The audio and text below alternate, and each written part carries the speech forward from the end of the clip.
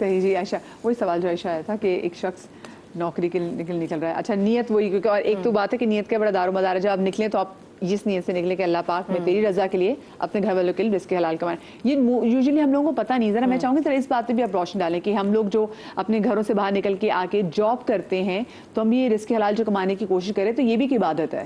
بسم اللہ الرحمن الرحیم. اللہم صلی علی محمد وعلی آل محمد وعجل فرجہم اجمعین. دیکھیں یہاں پر بہت آسان سی ایک حدیث میں کوٹ کرنا چاہوں گی کہ نبی پاک صلی اللہ علیہ وسلم نے ارشاد فرمایا ہے الکاسب حبیب اللہ. محنتی جو ہے وہ اللہ کا دوست ہے، محنت کش اللہ کا دوست ہے. وہ کب اللہ کا دوست بن جاتا ہے؟ جب وہ اپنے کام کو صحیح طریقے سے انجام دے رہا ہے.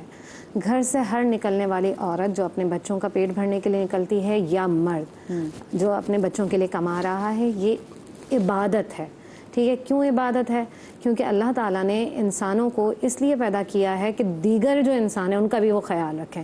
مرد کے اوپر کمانے کی ذمہ داری بھی رکھی ہے، عورت پر پرورش کی ذمہ داری رکھی ہے. اور اگر یہ دونوں مل کر اس کام کو انجام دیتے ہیں تو اللہ رب العالمین ان کو عبادت کا ہی ثواب دیتا ہے. ٹھیک ہے. اچھا، جو بات دونوں کا ثواب برابر ہوگا؟ ویسے نہیں، دونوں کا ثواب میں نیات کا فرق ہے. اور یہ کیونکہ اللہ کی ذات بہتر جانتی ہے. ٹھیک ہے. دیکھیں عمل، مثال کے طور پر کسی نے دل سے سبحان اللہ کہا، ٹھیک ہے، تو اس کے جو سبحان اللہ کہنا ہے نا وہ الگ ہے، اور اسی انداز میں کسی نے بے دلی سے سبحان اللہ کہہ دیا ہے تو اس کا جو ثواب ہے وہ الگ ہے. لیکن دونوں نے سبحان اللہ کہا ہے تو وہ اجر دینے والی ذات جو ہے نا وہ اللہ کی ہے. ٹھیک ہے. تو اگر ایک شخص ایسا ہے جس کے باپ دادا بہت ساری جائیداد چھوڑ کر گئے تھے اور وہ اب کسی اور طور پر محنت کر رہا ہے یا کوششیں کر رہا ہے تو اللہ تعالیٰ اس کو بہترین اجر دیں گے. اچھا، ایک اور چیز ہے، اللہ تعالیٰ بار بار قرآن میں کہتے ہیں کہ حلال کماؤ، طیب کھاؤ. اب حلال اور طیب میں کیا فرق ہے؟ ایک تو حلال چیز ہے نا، اور ایک اللہ کہہ رہے ہیں کہ پاکیزہ. ایک اللہ کہہ رہے ہیں کہ حرام مت کھاؤ، اور ایک کہہ رہے ہیں خبیث سے بچو. حلال، طیب، حرام اور خبیث مال میں کیا فرق ہے؟ میں یہ جو ڈفرنس ہے نا ہم اس پہ آئیں گے بریک کے بعد. حرام مال تو اللہ تعالیٰ نے بیان کر دیا ہے. حرام میں وہ جانور جس پر اللہ کے علاوہ کسی کا نام لیا جائے اور وہ قربان کیے جاتے ہیں، یا پھر اللہ تعالیٰ نے بہت اور کیٹیگریز بتائی ہیں، وہ تو حرام ہے. ٹھیک ہے. حلال میں دو کیٹیگریز ہیں، یا تو حلال مال جو ہوگا وہ طیب ہوگا یا وہ خبیث ہوگا. حلال مال خبیث کیسے ہو سکتا ہے؟ حلال ہے پھر بھی خبیث ہے. اور حلال مال طیب کیسے ہے؟ مثال دیتی ہوں. کسی کے پاس چاول تھے، ٹھیک ہے، اور وہ کھانا چاول بظاہر اگر ہم دیکھیں تو حلال ہیں، ٹھیک ہے، لیکن اگر انہی چاول کو میں چوری کر لوں تو وہ کیا ہو جائیں گے؟ خبیث مال ہو جائے گا. ٹھیک ہے. یعنی کسی کا مال آپ نے ضبط کر لیا تو وہ مال جو حلال تھا نا وہ کیا ہو گیا؟ خبیث ہو گیا. طیب کب ہو سکتا ہے؟ اس کو جب ہم پورے اس یقین کے ساتھ حاصل کریں کہ اس میں کوئی بھی شائبہ حرام کا نہ ہو، نہ کسی کا مال ضبط کیا گیا ہو، نہ کسی کی ٹانگیں کھینچ کر کہ بھائی اس کو پیچھے کر دیں ہم آگے بڑھ جائیں، اس ذریعے سے کسی کی برائیاں کر کے اپنی سیٹ حاصل کی ہو اس صورت میں، یا کسی یتیم کا مال آپ نے اپنے مال کو ملا لیا اس میں اور اس مال کو آپ سمجھ رہے ہیں کہ یہ حلال ہے، تو وہ حلال نہیں ہو سکتا. وہ مال جو دوسروں کا مال تھا اگر آپ نے ضبط کیا ہے تو وہ مال طیب کے بجائے خبیث ہو جاتا ہے. اور اسی مال کو اگر آپ حلال اور طیب رکھنا چاہتے ہیں تو اللہ نے جو حکم دیا ہے نا اس کے مطابق اس کو حاصل کرنا وہ طیب مال کہلاتا ہے. بہت خوبصورت بات کی. اور جس طرح کہ اللہ پاک نے امام متقیان کو کال کیا کہ کبھی بھی اپنے رزق کے لیے اپنے ایمان کو خراب مت کرو کیونکہ تمہارا رزق تمہیں بالکل ویسے تلاش کرتا ہے جیسے موت. اب میں مفتی صاحب یہ پوچھنا چاہوں گی کہ بہت جب اللہ پاک نے آپ کا رزق متعین کیا ہوا لیکن پھر بھی اس کے بعد ہم جیسے لوگ ناپ تول میں جو کمی کرتے ہیں، اور اسپیشلی انہوں نے چاول کی مثال دی، بہت سے لوگ ناپ تول میں کمی کر کے جو بچا لیتے ہیں تو وہ کیا اپنا باقی کا جو سارا مال ہے وہ اس کو پھر خبیث کے زمرے میں نہیں لا رہے؟ بسم اللہ الرحمن الرحیم. قرآن مجید میں اللہ شاہ فرماتا ہے وَفِي السَّمَاءِ رِزْقُكُمْ، تمہارا رزق کا بینک اکاؤنٹ اللہ نے آسمان میں رکھا. یہاں ایک بات کو سمجھیے گا. آج مثال کے طور پہ آسمان سے 1000 روپے اترنے ہیں میرے لیے، اللہ کا یہ فیصلہ ہے.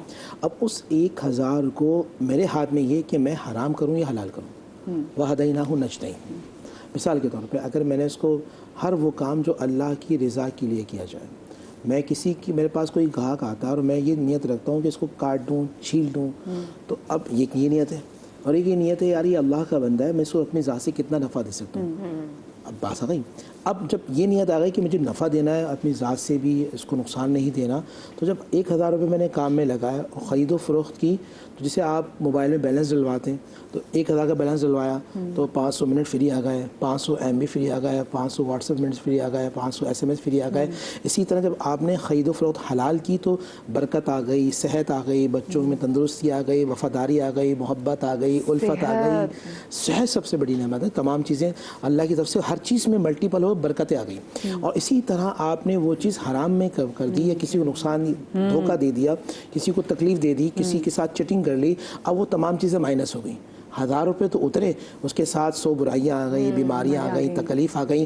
1000 روپے کائیں گھر گئے تو معلوم چلا ایسا نقصان ہوا کہ جس میں 10,000 روپے چلے گئے, تو آپ مائنس 10,000 میں چلے گئے. جیسے نور بھائی, ہم بہت سارے ایسے لوگوں کو دیکھ رہے ہوتے ہیں, ہم کہتے ہیں کہ بھائی انہوں نے تو لوگوں کو اتنا لوگوں کا پیسہ کھایا ہوا ہے, لیکن جو آپ نے صحت والی بات کی کہ پھر ہم دیکھتے ہیں کہ وہ ایسی لوگ بیماری میں مبتلا ہوتے ہیں کہ جن کا نہ کئی لوگوں نے نام سنا ہوتا ہے, جن کا علاج ایک طرح سے جادو ہوتا ہے. آپ مثال کے طور پہ 20 کروڑ روپے کے گھر میں رہتے ہیں اور آپ بہت لگژری قسم کی گاڑی میں آ رہی ہیں, مگر صحت آپ کی یہ ہے کہ آپ کچھ بھی نہیں کھا سکتی, آپ دودھ پہ آپ کا گزارا ہے, آپ کوئی دلیا استعمال کر رہی ہیں, کوئی لیکوڈ چیز ہے, تو ایسا پیسہ, ایسی دولت کس چیز کی ہے؟ وہ صحت جس میں اللہ سبحانہ و تعالیٰ کا خاص فضل و کرم ہے. آپ کی اچھی نیند سو جاتے ہیں, آپ کو ڈپریشن نہیں, انزائٹی نہیں, آپ کے بچے بڑے ہو کر آپ کے مرنے کا انتظار نہیں کرتے کہ آپ مریں اور آپ کے مرنے کے بعد جائیداد کا بٹوارا ہو, یا جو آپ زندگی میں اللہ کو ناراض کرتے رہیں وہی اولاد کھڑے ہو کر آپ کو کہتی ہے کہ اگر تو مرے گا تو تمہاری زندگی میں سکون آئے گا. اور آپ حلال کماتے ہیں تو آپ کے بچے آپ کا سر جھکا کے احترام کرتے ہیں. اس کا مطلب you have to look back, اور آپ کو دیکھنا کہ آپ نے ایسی کیا, مطلب آپ کو لگ رہا ہے آپ نے حلال کمایا, لیکن اس کا مطلب کہ غلطی آپ سے ہوئی ہے جس کی وجہ سے تمام تو چیزیں ہو رہی ہیں. جس طرح یہ ضروری ہے, جتنے وہ نوجوان جو کاروبار کرنا, جینزیز ہمارے دیکھ رہے ہیں, اب جو کاروبار شروع کرنے والے ہیں, ان پر یہ واجب ہے, ان پر یہ فرض ہے کہ وہ اصول تجارت اسلام کے مطابق سمجھیں. جس طرح آپ بالغ ہوتے ہیں, آپ پہ نماز فرض ہوتی ہے, آپ نکاح کرنے والے ہیں تو نکاح کے مسائل آپ پر سمجھنا فرض ہے. اسی طرح وہ لوگ کہ جو کاروبار کرنے والے ہیں ان پر کاروبار کو سمجھنا فرض ہوگا. نہیں کریں گے کل قیامت کے دن اللہ کی بارگاہ میں شرمندہ ہو جائیں گے. اللہ اکبر. ہمارے ساتھ کالر موجود ہیں, تاثیر صاحب. السلام علیکم جی, خوش آپ سے کالر ہیں. کیا حال ہے آپ کے؟ ٹھیک ہے, اللہ کا شکر, بالکل ٹھیک. تاثیر بھائی کیا پوچھنا چاہیں گے؟ محمد تاثیر بات کر رہا ہوں خوشاب سے. جی جی. تو میرے 2-3 سوال ہیں. ایک تو یہ میں پوچھنا چاہ رہا ہوں کہ یہ جو قسطوں پہ ہم سامان لیتے ہیں, فریج ہو گیا, کوئی واشنگ مشین ہو گئی, گاڑی ہو گئی, یہ آیا جائز ہے؟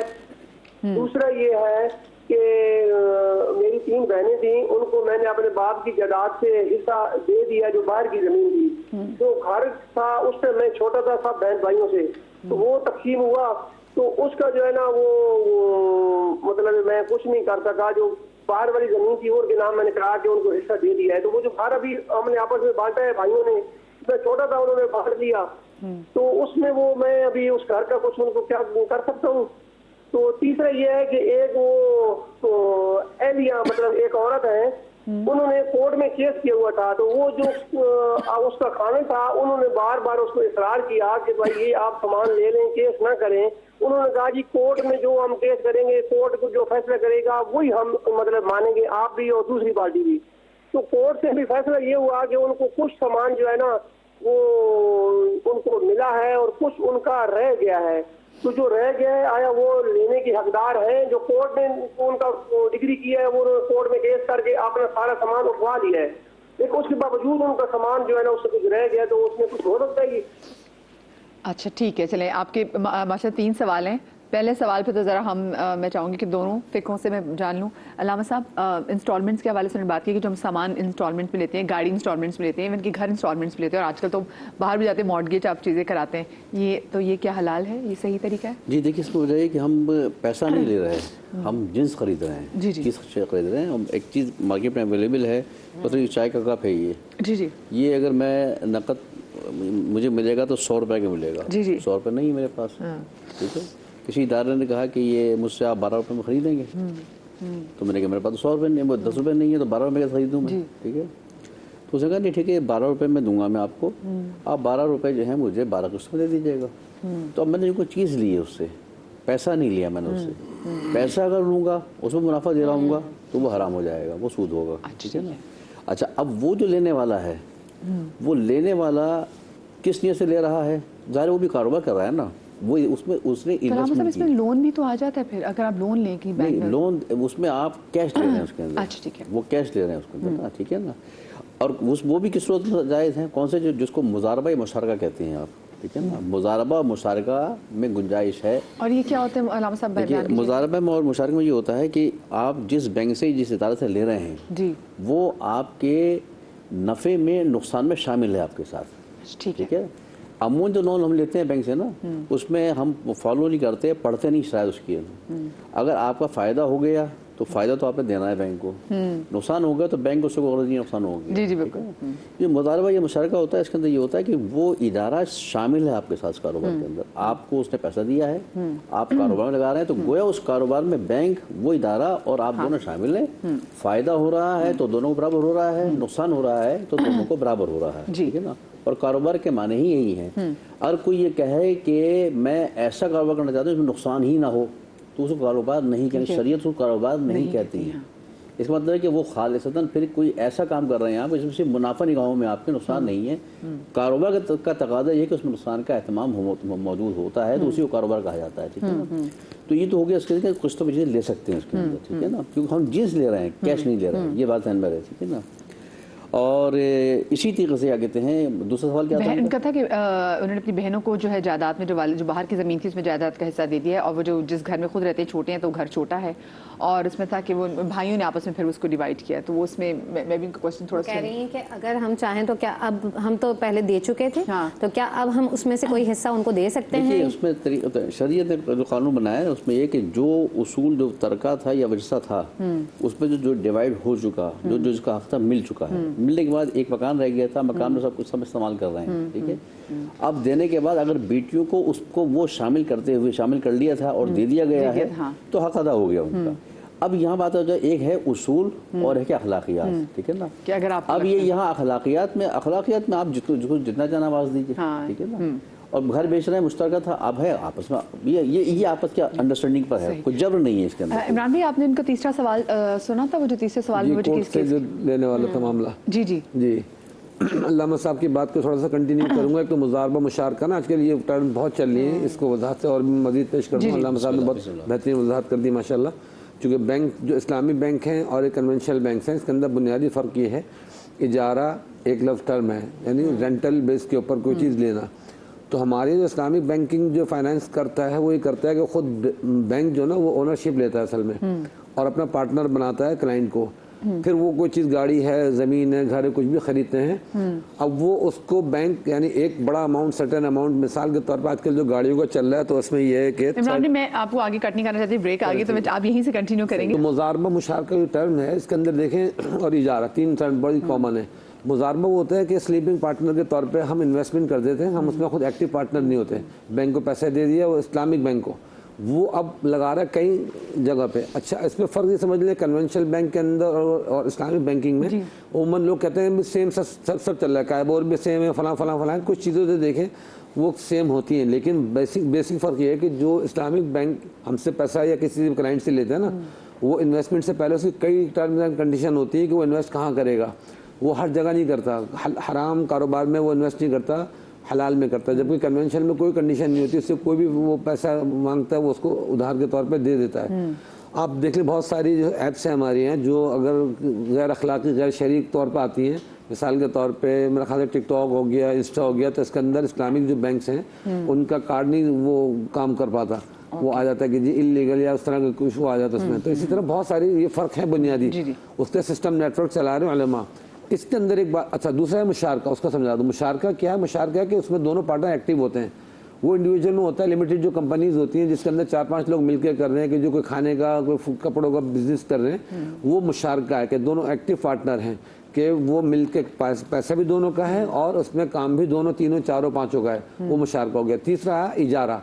बैंक ज़्यादातर जो हमारी मॉर्गेज वगैरह करता है वो इजारा बेस पे करता है कि मैंने उससे गाड़ी ली तो बैंक कहेगा आप गाड़ी पसंद कर लें, 30% गवर्नमेंट ने वो कैप लगाया हुआ कि जी 30 लाख तक वो आपकी गाड़ी पे वो कर देगा। अगर इंडिविजुअल कोई केस करा, मिसाल के तौर पे 1 करोड़ की गाड़ी ले रहा है तो 70 लाख खुद देगा और 30 लाख बैंक देगा, फिर वो रेंटल बेस के ऊपर इसको ओनरशिप दे देगा। ओनरशिप मतलब उसके अंदर पहले बैंक के नाम ही होगी, یہ 3 سال 5 سال کی بنا دیتے ہیں. تو اب وہ گویا کہ جب وہ گاڑی چلا رہا ہے کوئی بندہ, اگر میں چلا رہا ہوں سپوز, تو میں بینک کو اپنی اس چلانے کا کرایہ دے رہا ہوں, تو جتنا کرایہ دیتا رہوں گا آہستہ آہستہ وہ میری اونرشپ بڑھتی رہے گی اور بینک کی اونرشپ کم ہوتی رہے گی. 3 سال کے بعد یہ ہوگا کہ بینک کی اونرشپ ختم اور اس نے مجھے گفٹ کر دی, تو یہ ہو گیا اجارہ.